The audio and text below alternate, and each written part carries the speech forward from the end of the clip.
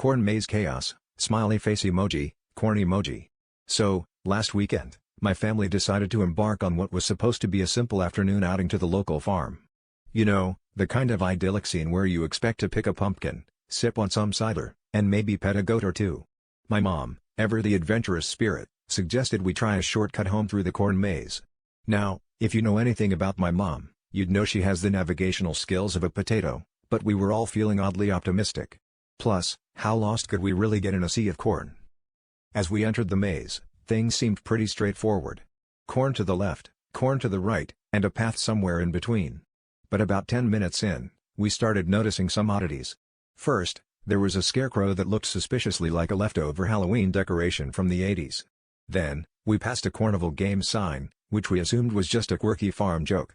It wasn't until we stumbled upon a group of people in full medieval attire that we realized something was truly off. They were jousting with corn cobs.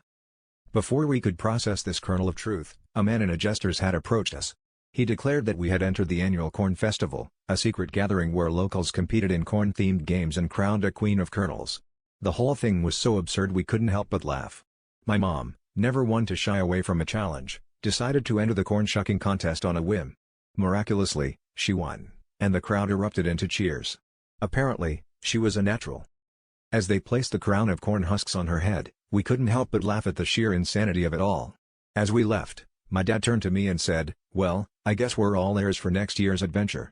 And just like that, my mom became the reigning queen of kernels, proving that sometimes the shortest path leads to the corniest of outcomes.